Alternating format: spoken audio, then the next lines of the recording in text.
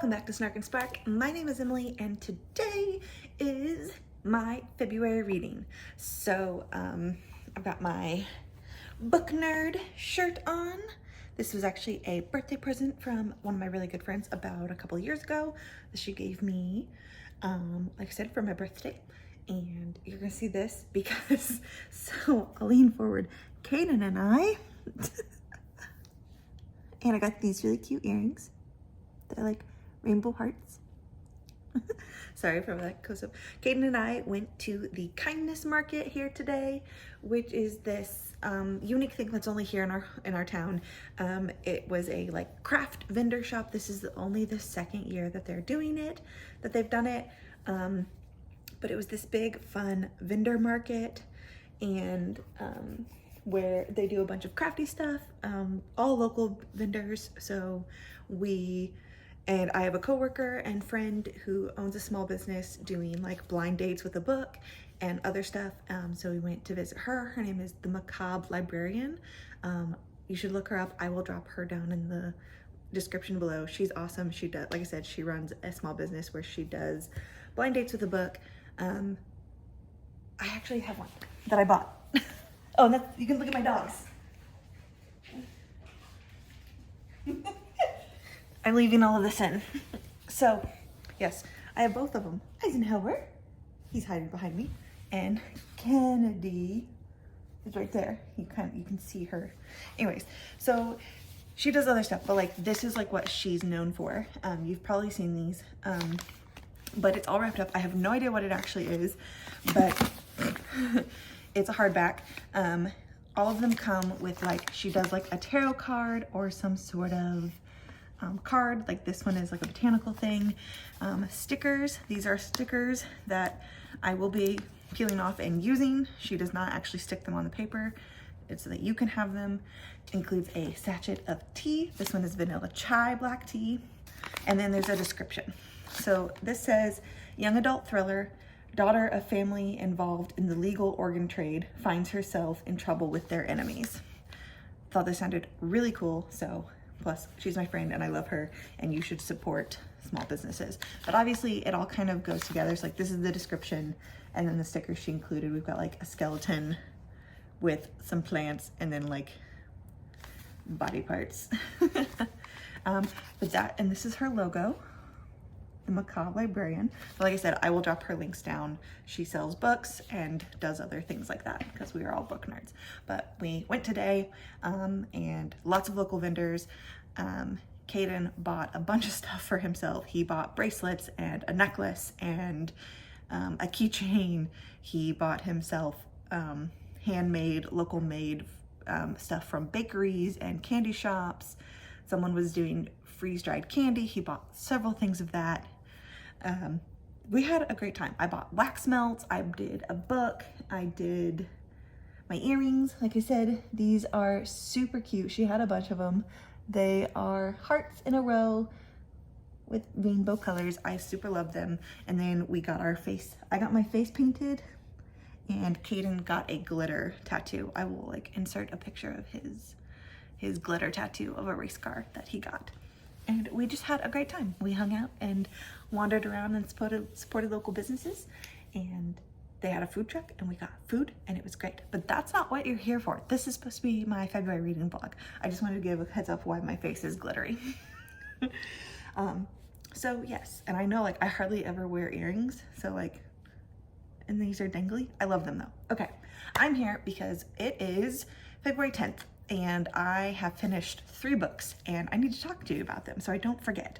So the first book that I finished it like February 2nd because I had already read a bunch of it. You'd heard me talking about, was Tom Lake. Tom Lake by Anne Patchett. I listened to this as an audiobook. It's about 11 and a half hours long as an audiobook, and it is narrated by Meryl Streep, which I think added to it, but overall, it just wasn't for me. So this book is set in present day. It's set in 2020 during the pandemic. And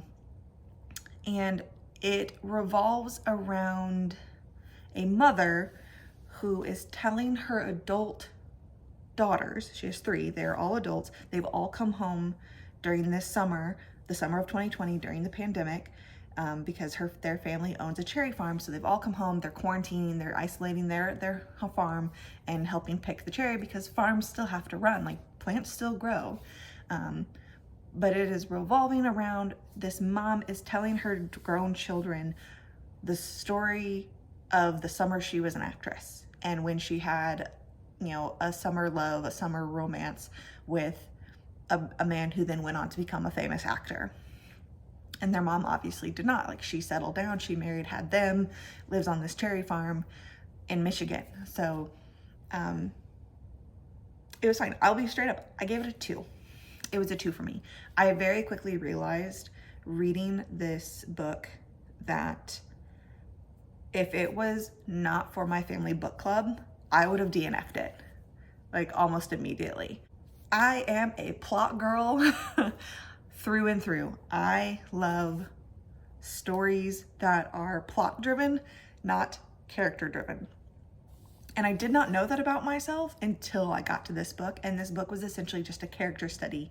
It was just this family in the summer of 2020 told concurrently, like through present day, flashback to, she's telling them the story of the summer she was like 20, 21 and was in a play. And I just did not care in the slightest. Nothing happened. Like, there's literally nothing happened. I mean, obviously stuff happened. It's a book. Like, there was stuff.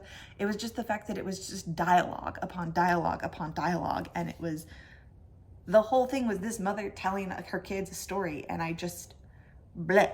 Like, I don't know. It was a character-driven narrative, and I just learned very quickly that that is not for me. I want there to be some sort of action, high stakes. I want it to be plot-driven, like there's something is going on, and our character has to do X for Y and Z to happen, not our character is telling us a story about X, Y, and Z that happened previously. So, yeah.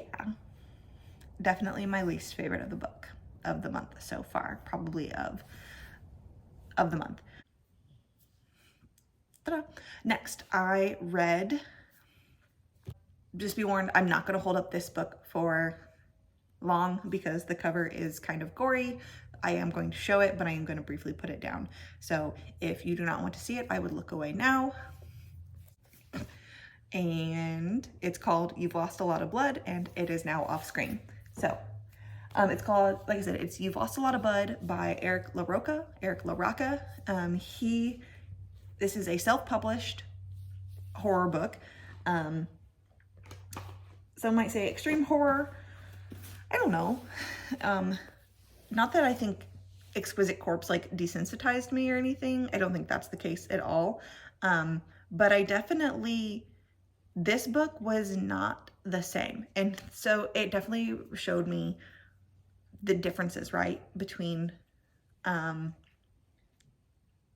writing styles. So if we put both of those books, if we put Exquisite Corpse and You've Lost a Lot of Blood in the same category of extreme horror, I would tell you that You've Lost a Lot of Blood is infinitely better than Exquisite Corpse. And I'm going to tell you why. I rated this book a 4-star, which made me reevaluate my previous rating of Exquisite Corpse. I had given Exquisite Corpse a 3.5, and after reading this book, realized it's not. It's definitely a 3. Like, I was like, oh, I was being generous. This book is so much better, and it's because the writing is phenomenal. I understand that that book was written 2 decades ago, right? More than 2 decades ago, almost 30 years ago, because it came out in 1996, versus this book came out in 2022. Like, this book is fairly new. Yes, he self-published. I don't care, because his writing was so much better than William Martin's. Eric LaRocca has a way with prose. Now, you notice I haven't told you what the book is about, because I don't even think I can tell you what this book is about. It is like dual stories The overarching theme is that it is supposed to be that someone has pulled together the collective works of someone named Martyr Black. And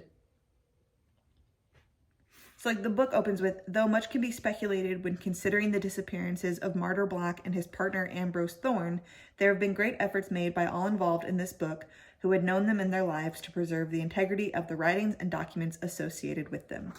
So what it is we've got this collection of like diary entries with poems, all written by this person named Martyr, along with, there's a few like conversations, like transcripts of conversations that this guy recorded, but then he like spoke over, like he dictated over the recordings, interspersed with chapters of a novella that this guy supposedly wrote called You've Lost a Lot of Blood. So we've got a story within a story, because the novella,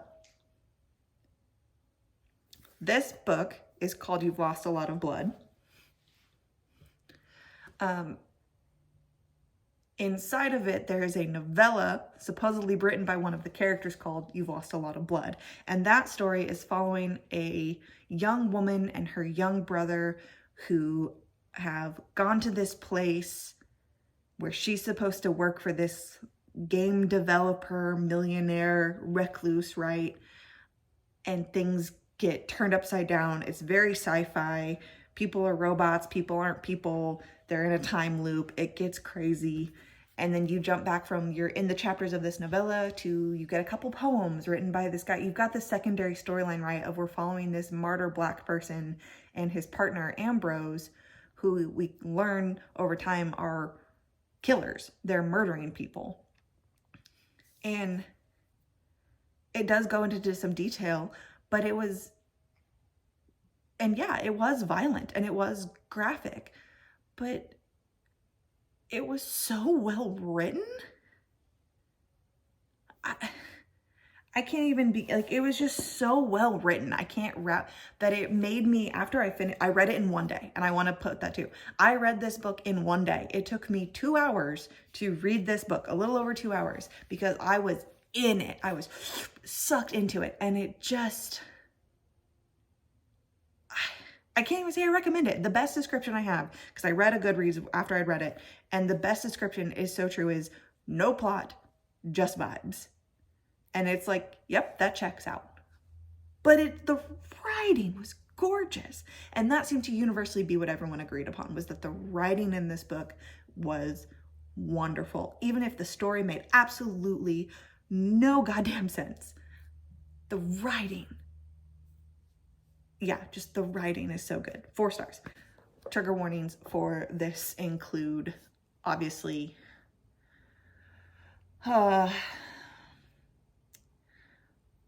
body horror, gore, blood, death, decapitation, dismemberment, death of a child, disfigurement, all kinds of horrible things, mutilation, etc.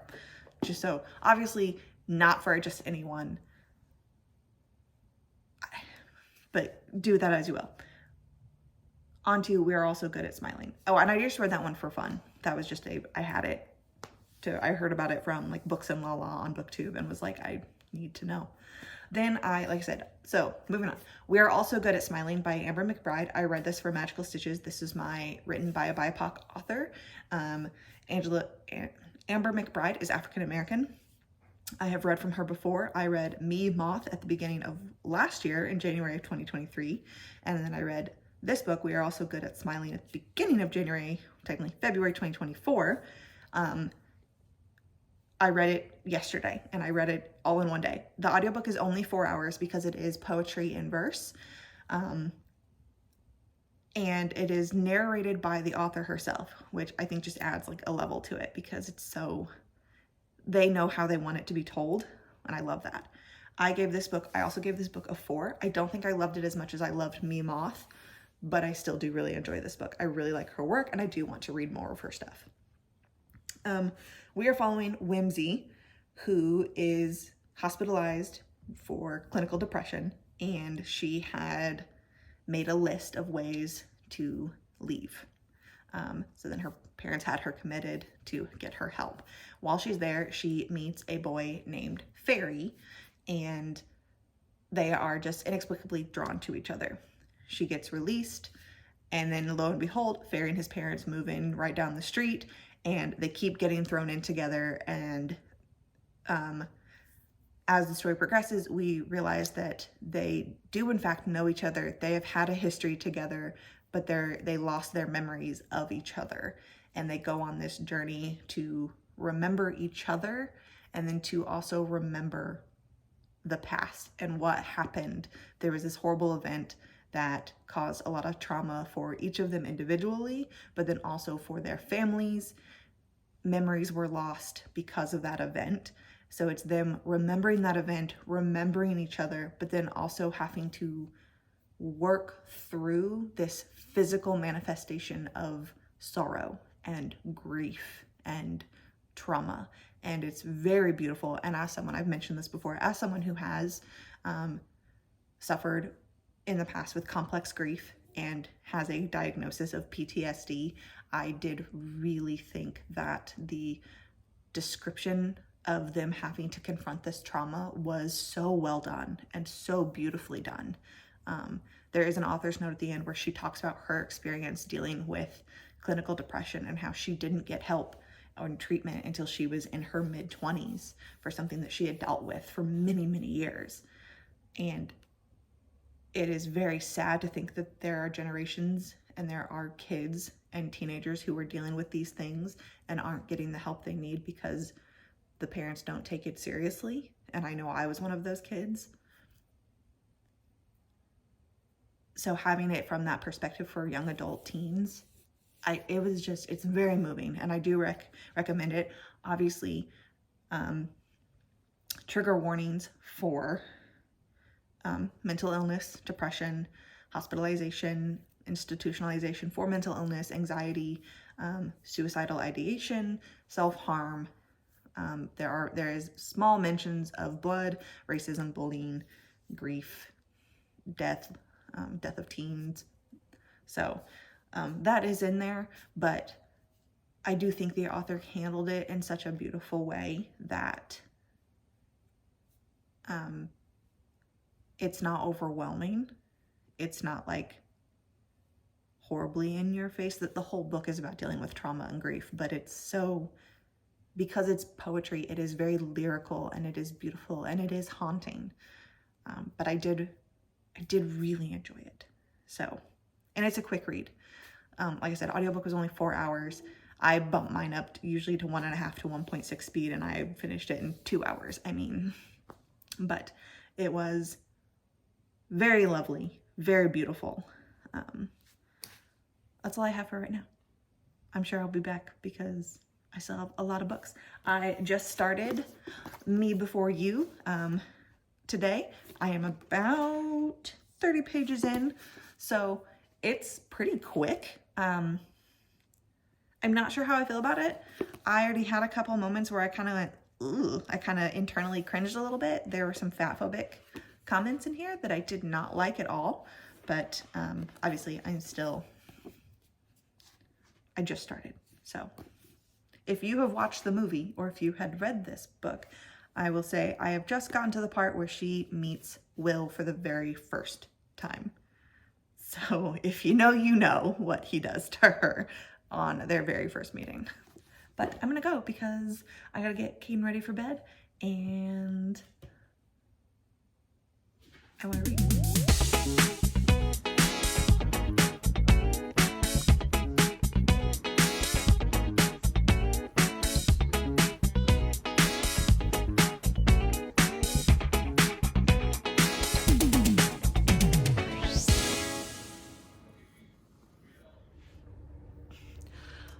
Welcome back to my bedroom and my reading corner and my lime green chair with my bookshelves and my stuffed alligator crocodile and my not finished painted walls.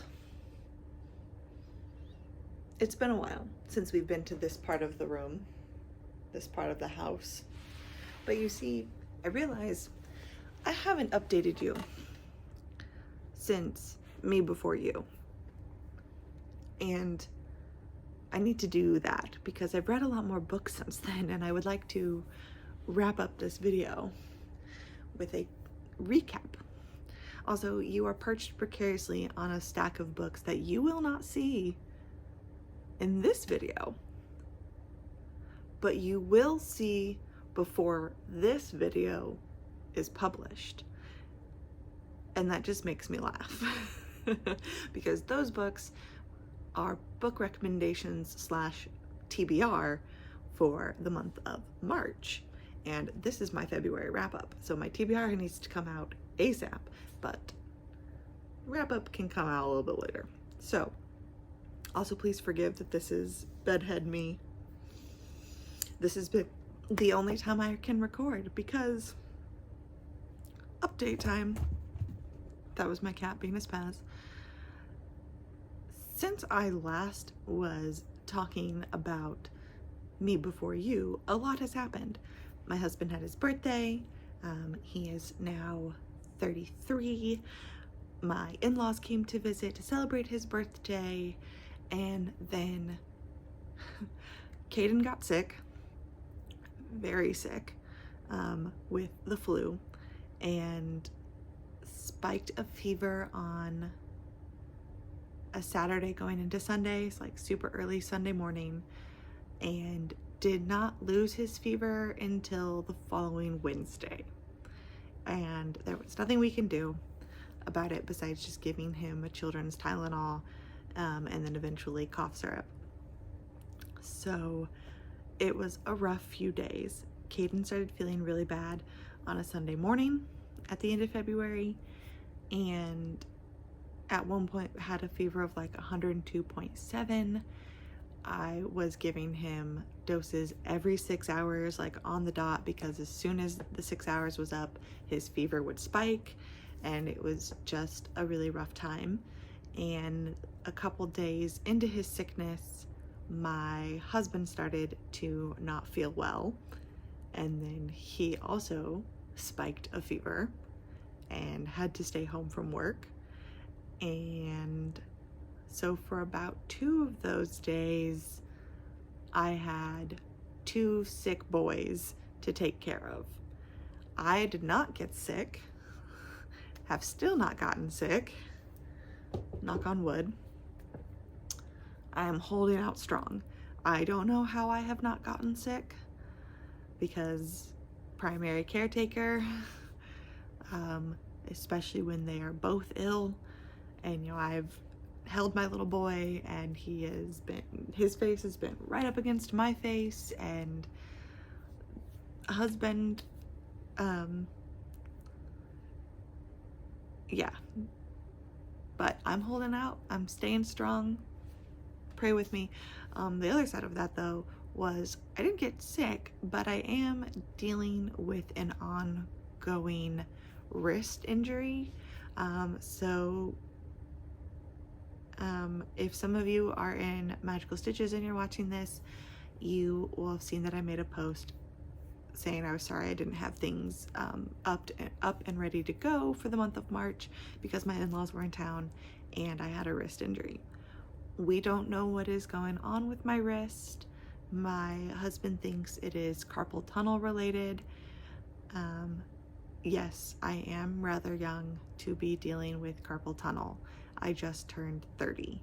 However, in the grand scheme of things, my job at work is with my hands, doing fine detail, fine motor actions repeatedly with my hands. I work at my local library as a book processor. I am a technical services clerk, meaning that books you see on a library that have barcodes or other stickers, the call numbers or genre stickers, any sort of identifying information that is not part of the book itself is done by hand by processors. And that is true for every library, not just the one I work at, including but not limited to laminating, taping, spines. I also do book repair and book mending. All of my job is hand-on, fine detail, fine motor skill work.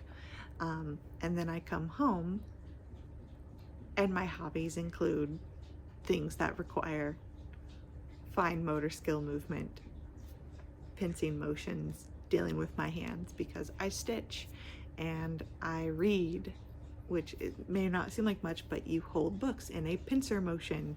You know, when you read a book, you're holding it usually like this or like this. You know, you don't. So there's a lot of things, and I've been dealing with a lot of wrist pain and a lot of hand pain lately, to the point where it is difficult to use my hand without being in pain, or after being at work all day, I come home and I'm in pain, and it's pain in here. It's pain that radiates down or feels like it's burning, indicating nerve pain. So we've been doing some carpal tunnel exercises. My husband will rub my arm, and in the process of that, we have also discovered, because we can feel them, that there are like knots sitting in my muscle, on my nerve. So it's not been fun. I have not been able to stitch the entire month of February and about half of January, and I've just been kind of in denial about it, and I haven't wanted to say anything, but that's all a video for another day when it comes to stitching. However, that has led me to reading a lot more in the evenings, because I'm not a TV person, but I do like to read. So I have read a lot of books this month. And let's wrap it up. Let's go over the last few I read and move on. My coffee this morning is a cookie dough from coffee shop. I don't know. I bought it at Walmart. I like it. And French vanilla creamer. So, wrapping up Me Before You. I said the book was going to break me, and it did. Cue footage.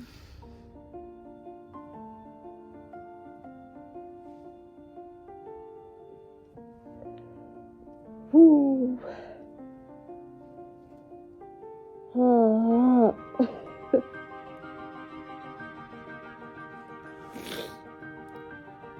We can do this.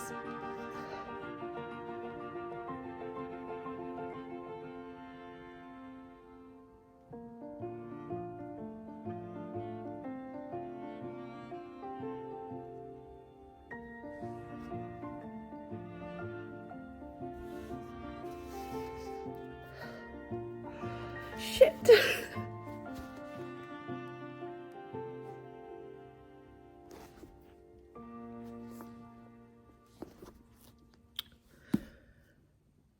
I said it would break me. So that was embarrassing. I've now posted me crying over a book on the internet. Overall, I rated it a 4.5. I no longer have the book to show you. I did not unhaul it. I'm going to keep it because it is a 4.5, but I gave it to my mother-in-law to read when they were here because I needed her to read it so that we could talk about it, because it was still fresh and raw, and I was like, please read this so that you and I can discuss how this also broke you. Because I am that person. When something breaks me, I now need everyone else in my life to also be broken so we can all be sad and broken together. I highly recommend it. So 4.5, not a 5-star. because ultimately I was not okay with some of the toxic relationships and the like fat phobic comments from her family made towards her. I think it would have been a 5-star read for me if we didn't have that element in the book. Just some of her conversations with like her parents and her sister. I didn't think it was necessary, and to me at times it just felt cruel. There's an ongoing theme very early on that like her family essentially thinks that she's the dumb one, or that she's not like good enough to do anything, that she's not smart enough to do anything. And so that leads to a lot of problems in her life where she's never left her small town because she's been told her whole life that she's not smart enough to. She's not going to get a degree, or she's not going to do anything great with her life because she's just not capable.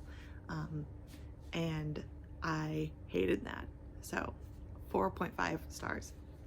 Then was The Writing Retreat by Julia Bartz. This was a debut novel. I first learned about it from Books and Lala here on YouTube.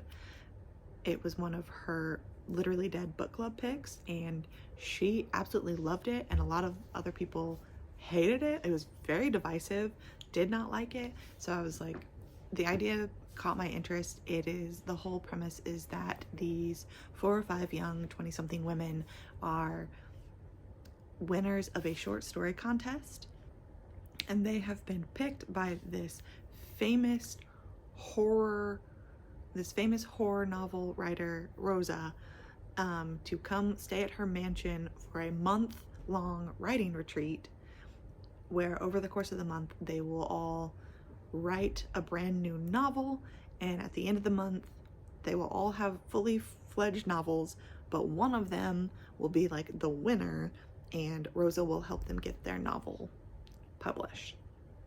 We also have this background story between Alex and Ren. They used to be best friends. Something happened. They had this huge falling out over a year ago. Now they don't talk, and it's really painful. They both end up being chosen for this writing retreat. Of course they do. So they're there together, and then things get weird. Alex starts having these really vivid dreams and like nightmares. Things get sexual in her dreams. She doesn't know how to make sense of it. She has this obsession with her former friend of what has she been up to? Bad things happened in the past. Blah, blah, blah. I will tell you that about 50% in, no one was dead. But then at like 60% of the way in, things start happening, and it goes off the rails so fast. You think you're on a train and it's going this way. No, the train falls off the tracks, blows up, explodes, and dumps you out into the middle of nowhere, where you're left going, what the fuck did I just read? With that being said, also 4.5 stars. Rosa is so unhinged. She is so unlikable. She is crazy. And there were a couple twists I did not see coming, and I really, really liked that. But it is weird. It is intense. I can't widely recommend it to a lot of people because, you know, there is sexual content, and it is explicit. There is some general homophobia, or like internalized homophobia that happens. There is violence. There is emotional manipulation and gaslighting. There's kidnapping and a hostage situation, and death and murder and things of that sort. So it is very intense, but it is a roller coaster. 4.5, not a 5, only because there's a situation that happens, and it is a trope in thriller novels, and it is like the trope I cannot stand, which is the main character, whoever it is, has a secret, and for however long of the book, it's they can't know. I can't tell them my secret, because if they know my secret, they'll all hate me. And it's like, I'm so over that trope. I hate that trope. The, if only they knew. They think I'm such a good person, but if only they knew, would they still think I'm a good person? And our main character does that, and it drives me up a wall. I hate that. So if that had not been in there for like the first half of this book, or the first 40-ish%, I think it would have been fine, and I would have given it a 5-star. But the first part of the book really hounds that point home. She says it repeatedly of like, but is that what really happened? Is that what I thought happened? That's not what really happened. I don't want to think about what really happened, and I can't stand that. Just tell me what it was, because I don't care. And more than likely, it's really not that big a deal. And it was right. This one, when that reveal came, it was a letdown, because in my opinion, it was not a big deal. It was not this shock, you know. So don't do that, please. 4.5. Maybe read it. Then I had a couple non-fiction books, and I say a couple because I DNF'd one and I finished one. And one of my goals for 2024 is that every other month I want to read a non-fiction book, with a goal of reading 6 non-fiction books this year. And I read 2 because like I said, I DNF'd one, so I don't count that as going towards my goal because I didn't finish it. The first book was Stamped from the Beginning, A History of Racist Ideas in America by Ibram X. Kendi. I tried to listen to this as an audiobook, and I got through all of part 1, which was 15% of the way through, almost 3 hours into the audiobook, and I DNF'd it. Whilst it is so incredibly important to have these conversations, and I will pick up another book by this author. I'm so sorry if you can hear my husband coughing in the background. He is downstairs and I am upstairs, and that was loud. This professor, he's a professor, and he's incredibly talented, incredibly smart. This book was not for me. It was not written for me as a person, as a reader,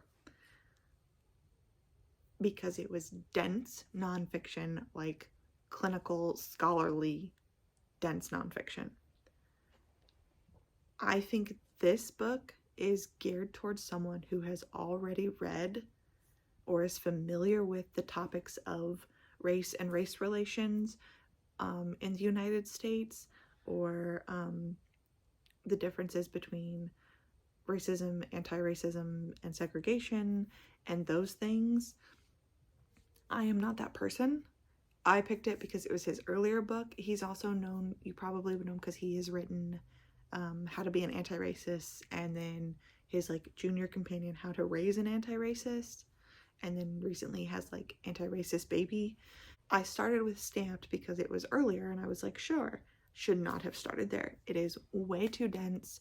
It is, like I said, it is not for someone like me who is just now tipping their toes into this realm of nonfiction. I do not have enough of a background to fully appreciate what he was trying to teach me, and it very quickly went over my head, and I had no idea what was going on.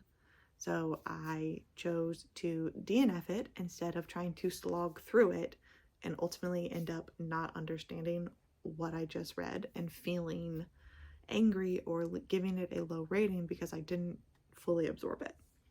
I will come back to this author at a different time. So I DNF'd that one and then switched gears, found a different nonfiction book, Last Call, A Tale of Love, Lust, and Murder in Queer New York by Elon Green. This was awesome. This book told this story. It is true crime. So I switched gears very dramatically, right? I went from like political, race relations to true crime.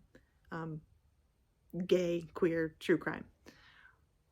Because it was getting to the end of the book, end of the month, I wanted that nonfiction book so badly. And I knew the only way I was going to get it is if I picked something I already had an interest in that I could stick with. I like true crime. I want to read more LGBTQ affirming materials and things like that. And I will read pretty much anything, but I do already have a foot in the door with true crime, so I leaned that way. This novel is all about the last call killer of the 1970s, 1980s New York City. I had never heard about this person. I have never heard about this. And that in itself is a problem, which is a whole other topic for a whole other day. That this serial killer of gay men is not more widely known because he was a serial killer of gay men in the 1970s and 80s. And I hate that for all that implies. It was during the height of the AIDS crisis, and it was taking place in the like speakeasies and the underground bar scenes of gay clubs and gay bars. And essentially they called him the last call killer because they figured out that he was picking up men in gay bars, taking them home and murdering them. So obviously it is about murder. There are trigger warnings for murder, dismemberment, topics of HIV, AIDS, and illness, and obviously gayness and queer men and prejudice and bias and discrimination. And the author did such a great job of a mix of the facts of the case and the clinical information of what happened and the murders and eventually how they caught him, but he also told the stories of the victims. So we really got to know who these men were, what their lives were like before they were murdered, so that they weren't just known as a victim. They weren't just known as a gay guy that got murdered. He told their stories, and a lot of them, if not most of them, were closeted men. They were men who were married to wives and had children and jobs. And they went to these gay bars on business trips, or very rarely, to have a place where they could be safe and be themselves. And maybe have a relationship with someone or form a connection with someone. And they end up dead. It was so heart-wrenching and heartbreaking. But it was an excellent read. It was 4 stars. Why is it not 5? I don't know. But 4 stars. I think 5 ultimately, not 5 ultimately, because I did get a little lost in certain points. I think I would have liked a little bit more time spent with how they caught the killer and how they sentenced him to justice. That was at the very end of the book, and that part did feel kind of rushed. I learned that it is just recently it has just recently been made into an HBO docuseries. It came out last July, but they made a documentary series taken from this book. It has the same name. It's called Last Call, and I believe they interview family members and some of the people that were alive during that time. It looks so good. I watched the trailer for it. I cannot get my hands on it right now because I think because it is still so new. It's not on any like streaming platforms besides HBO, which we don't have, but it's on my radar now. Just like Me Before You, the movie is also on my holds, and I will be watching that with my husband so I can be broken and sob and cry all over again. 2 more books and then we're gonna wrap it up. Then, of course, was Ironside by Holly Black. It is the final book in the Modern Fairy Tales trilogy. I own a copy, but it is downstairs and I'm not gonna go get it, so I read it. I gave this one a 4, a 3. I think I gave this one a 3, but I can just show you.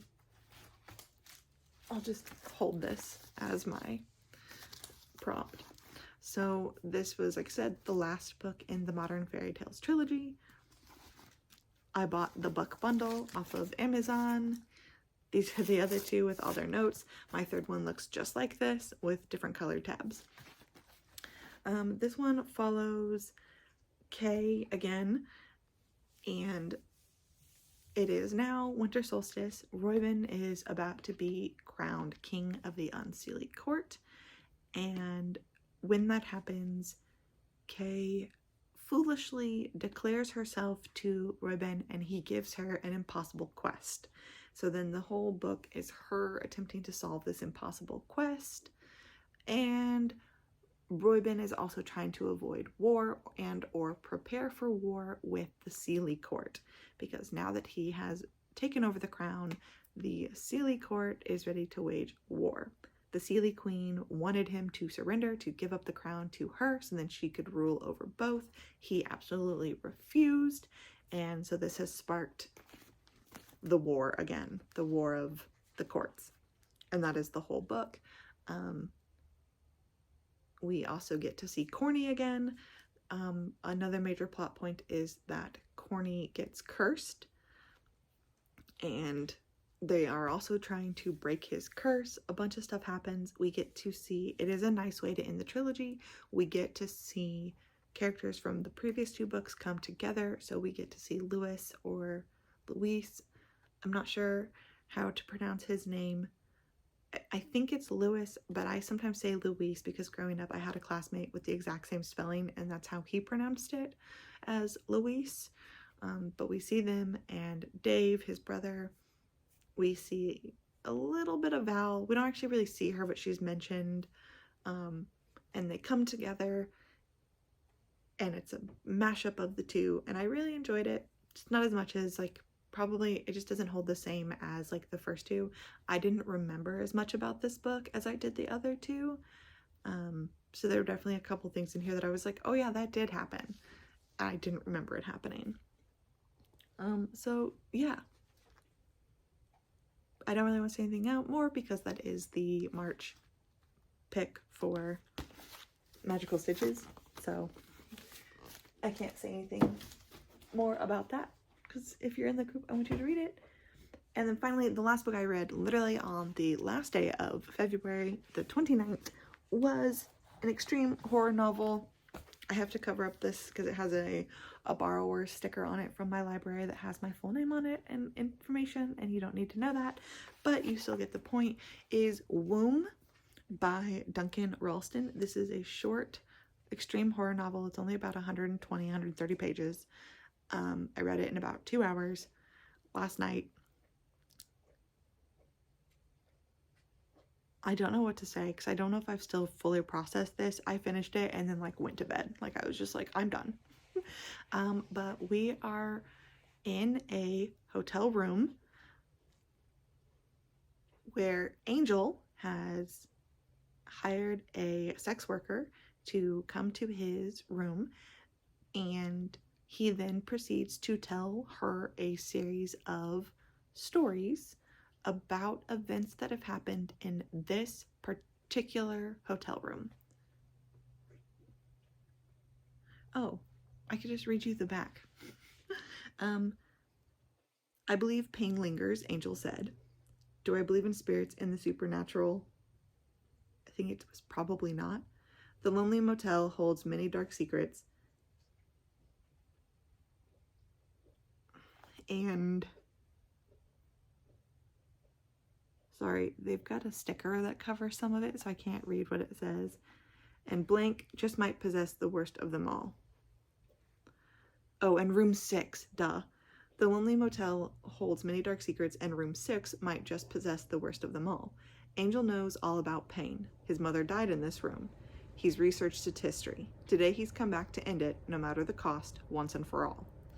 Shyla, a plus-sized, it has a word I don't want to use, so sex worker, thinks the stories Angel tells her can't be true. Secrets so vile you won't want to let them inside you. But the lonely motel doesn't forget, it doesn't forgive, and it always claims its victim. So, Angel and Shyla begin their evening with a series of stories that get progressively weirder, and they all are stories that have taken place in room 6. And they are all depressing, they are all horrible. Someone dies, someone is injured, bad things, someone is mutilated, bad things happen in room 6 of this particular hotel. Eventually we learn, of course, all of the stories are interconnected, they're all interrelated, not just because they happened in this particular room, but because of who they all happened to or with and things like that. And then things just get weird. There's a big emphasis on wanting to be reborn, of wanting to go through like a rebirth to avoid feelings and dealing with situations, and it is intense. There were parts that made me very uncomfortable. There were parts that made me feel really weird. I don't know if I like it. I can't even tell you what I would rate it right now. It is somewhere in between. So if we rank this with the other 2 extreme horror books I read earlier this year, okay, You Lost a Lot of Blood, I read at the beginning of February by Eric LaRocca, and I loved it. And then I read Exquisite Corpse at the end of January, and I realized the difference between writing there, right? This falls somewhere between those 2. Like, it would go Eric LaRocca's You've Lost a Lot of Blood, Womb by Duncan Ralston, Exquisite Corpse by Martin William. I don't want to say the dead name, so I don't know if that's right. I'd have to go back and check. Or Martin William? William Martin? It's one of those. I'll put it up on the screen. The writing was flawed because it is like indie published, so there were grammar mistakes, there were errors, some of it didn't make sense, and that's just proofreading. So I can't say that it was necessarily well written, not just because of the mistakes, but also just because of some of the language. It didn't flow the way You've Lost a Lot of Blood did, but it was definitely different than Exquisite Corpse. I can't explain it. And I have not done like a call pile for this. I will, but I haven't. By the time I edit this and put it up, I will know, and I can flash it up on the screen what my rating was. But it was a lot. It was just a lot, and it definitely made me feel really, really uncomfortable. If extreme horror is not your thing, definitely don't pick it up. If extreme horror is your thing, just be aware that this book focuses a lot to do with sex and sexual content and, like I said, babies and wombs and birth and motherhood and things like that. So if those kinds of things are particularly upsetting to you, please, I would avoid this. It definitely kind of messed with me a little bit because I think some of those are triggers for me, and I now know, and that's fine. I've learned. Did it completely like traumatize me and devastate me? No. I will forget about this book very quickly. But I read it because I believe, again, Kayla from Books and Lala also read it and like talked about it. If I have to guess right now, I bet it's about a 3. That's what it's feeling, maybe. And then this is what it actually was. So that's all I've got. That's my February. Thank you for watching if you've made it this far. I will see you all again very soon. So happy reading, happy stitching, happy watching, happy listening, happy doing whatever it is that makes you happy doing. Be easy with your hearts.